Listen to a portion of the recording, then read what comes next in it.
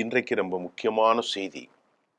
திமுக அரசாங்கம் தங்கள் பிரதிநிதிகள் மூலம் அண்ணா அறிவாலயம் எல்லா கட்சி கூட்டணிகளுக்கும் ஒரு செய்திய விசேட என்வே அப்படின்னு சொல்லுவோம் பார்த்தீங்களா, விசேட தூதர்கள் மூலமாக அறிவிப்பு செய்திருக்கிறார்கள். அது என்ன அறிவிப்புனா, அது யாருக்கு? காங்கிரஸ், அதை போன்று இடதுசாரிகள், மார்க்சிஸ்ட், இந்திய கம்யூனிஸ்ட், திருமாவளவன், மனிதநேய மக்கள் கட்சி மற்றும் உறுப்பு கட்சிகள். திமுகவுடைய என்வே போய் ஒவ்வொரு கட்சி தலைமையிலும் தெளிவா சொல்லியிருக்கார். முதல்வருடைய அறிக்கை, மத்திய தேர்தல் குழுவின் அறிக்கை. ஒரு செய்தி என்னன்னா, நீங்க திமுகவோடு இணைந்து பயணிப்பதை நாங்க வரவேற்கிறோம். உங்களுடைய முயற்சிக்கு ரொம்ப பலமுறை நன்றி சொல்கிறோம். நம்முடைய கூட்டணி வலுவாக இருக்கணும் என முதல்வர் விரும்புகிறார். ஆனா தப்பித்தவரி ஆட்சியில பங்கு கேட்கக்கூடாது. ஆட்சி நாங்க தான் நடத்துவோம், எங்கள்கிட்ட பங்கு கேட்கக்கூடாது அப்படிங்கிற செய்தியை திமுக தலைமை எல்லா உறுப்பு கட்சிகளுக்கும் கூட்டணி கட்சிகளுக்கும் அறிவிச்சுட்டாங்க. இது ஒரு பெரிய ஷாக். தொல் திருமாவளவன் ஆட்சியில் அதிகாரத்தில் பங்கு ஏற்கனவே கேட்டார் 2016. இப்ப அவரு சூழல்கள் சரியில்லை அப்படின்ட்டு அவரு அதை பத்தி பேசுறது இல்லை.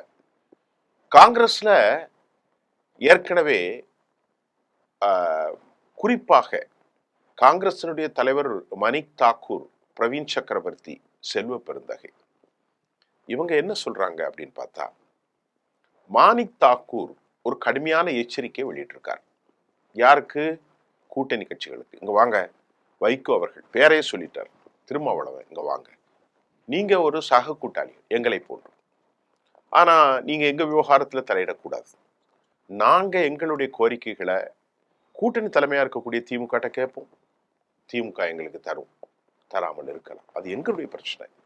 நீங்க ஒரு பார்ட்னர், நீங்க உங்க இஷ்டத்துக்கு எங்களுடைய உரிமைகளை கிண்டல் செய்யற மாதிரி, பரிகாசம் செய்யற மாதிரி, கடுமையாக விமர்சிக்கிற மாதிரி, மறைமுகமாகவோ நேர்முகமாகவோ எங்க ரைட்ஸ்ல நீங்க உள்ள வரக்கூடாது அப்படின்னு மணிக் தாக்கூர் இதுவரை இல்லாமல் நேரடியாக பேர் சொல்லிட்டார். என்ன பேரு? வைகோ அவர்களும் திருமாவளவர்களும் காங்கிரசினுடைய தனித்துவமான செயல்பாட்டில், காங்கிரசினுடைய தனித்துவமான வேண்டுகோளில், காங்கிரசினுடைய தனித்துவமான டிமாண்ட்ல எங்கள் கூட்டணி கட்சிகளுக்கு எந்த பங்கும் இல்லை, நீங்க உங்களுக்கு தேவையை வாங்கிட்டு நீங்க போங்க, எங்க விவகாரத்துல தலையிடக்கூடாது அப்படின்ட்டு அவர் சொல்லிட்டார். பிரவீன் சக்கரவர்த்தியினுடைய இந்த நடவடிக்கை பல விஷயங்களை இப்ப ஏற்படுத்துது. தொட்டிலையும் ஆட்டி விட்டு, அதாவது பிள்ளையும் கிள்ளி விட்டு தொட்டிலே ஆட்டுகிற கதை. ராகுல் காந்தியினுடைய விசேடமான ஒரு தூதர், அவர் எப்படி சந்திச்சார்? இது ராகுல் காந்திக்கு தெரியுமா தெரியாதா? Point number 1.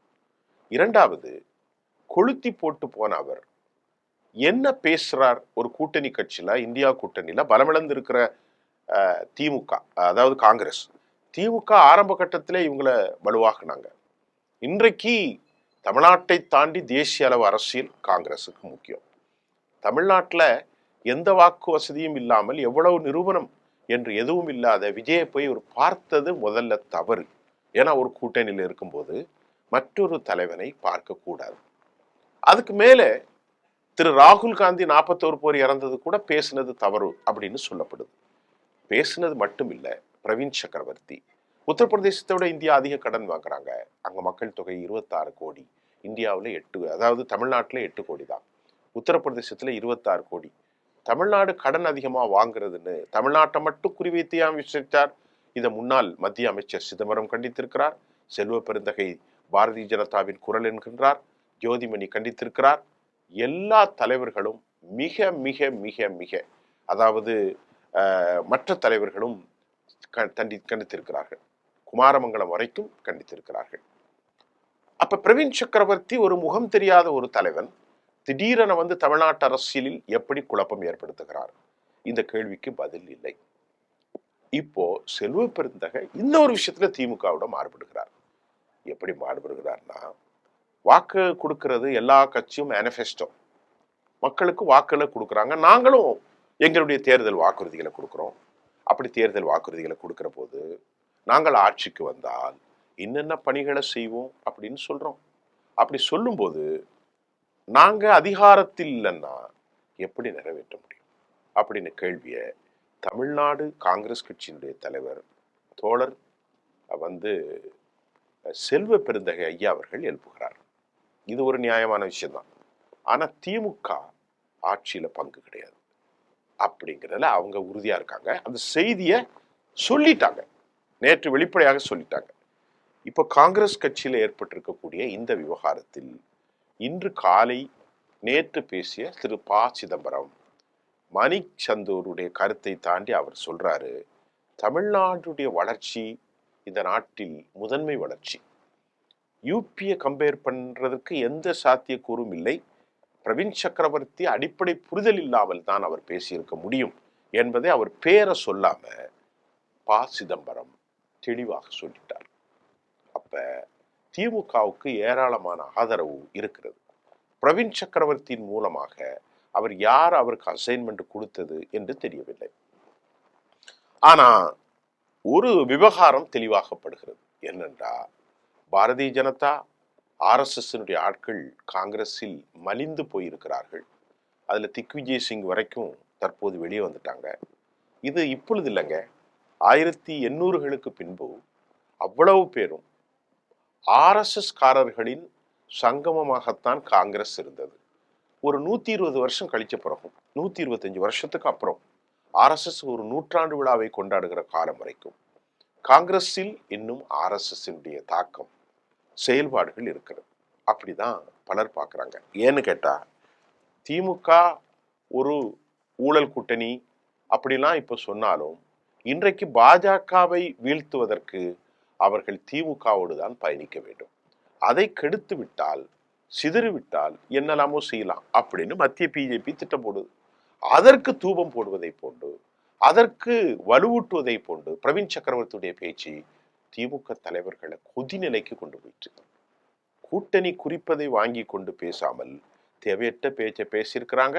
அப்படிங்கிறத நன்கு உணர்ந்த திரு அதாவது திமுக தலைவர் எல்லோரிடத்திலும் ஆட்களை அனுப்பி கூட்டணியில உங்களுக்கு பங்கு, ஆட்சியில பங்கு கிடையாது தெளிவா சொல்லிட்டாங்க.